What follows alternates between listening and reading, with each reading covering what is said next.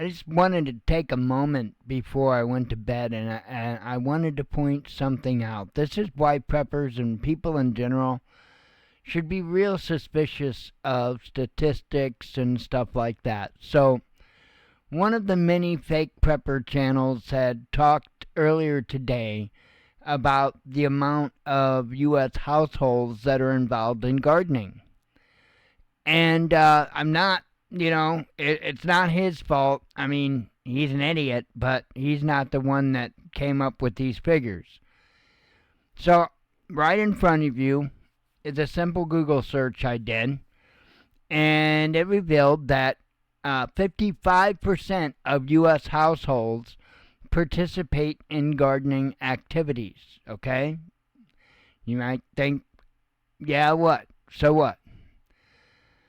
Over 40%, I don't know where 80 came from, over 40% grow their own food, a number that surged during the pandemic.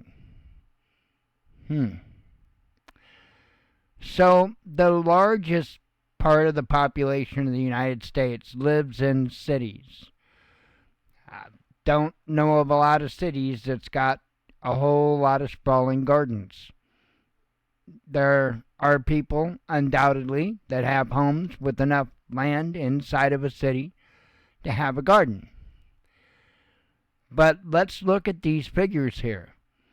We've got the number of 55% and the number of 40%. Okay, let's take 50%. Look around you. Are half of the people around you gardening? Do half of the people around you have gardens? Do half of the people around you participate in gardening activities? No? Think roughly just how many you do know of. I mean, I'm sure we've got people with gardens around us. There's probably a couple. I think I know a couple of yards where there's likely a garden. But to say that it's even remotely every other person is a bit crazy, don't you think? Every other person. I want you to think. That means every two people you come across, one of them's gardening. Now, I don't know how they came up with these numbers. I have no idea. We do live in one hell of a tall tale telling society, I'll tell you that. So did they send out a survey?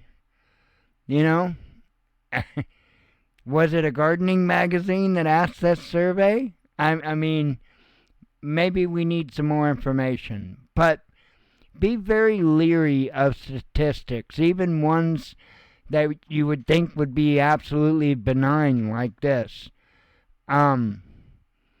It doesn't make sense. When you think about it that way, when you really put it into perspective and you start thinking about those that live around you, right? And we live it's a small town. It's not some big, we're like 10,000 or so strong. A lot of homes have enough yard space to be able to put gardens in. There are absolutely people here that garden. A lot of people here garden. But to say that it was even remotely close to half of the people would be insane.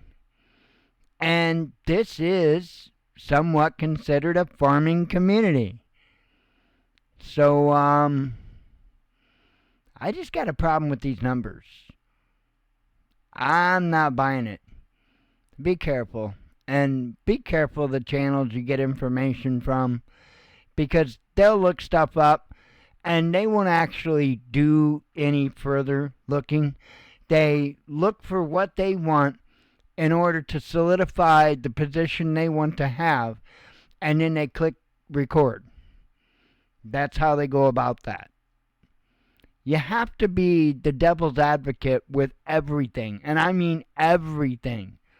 You have to test everything, because there are so many liars. It's unreal. And then it's compounded by people, lazy people that are too lazy to look into things themselves, to verify information themselves.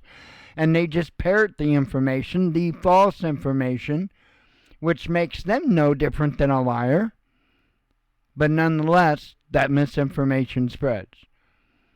Again, this wouldn't necessarily be the fault of somebody looking for the information, but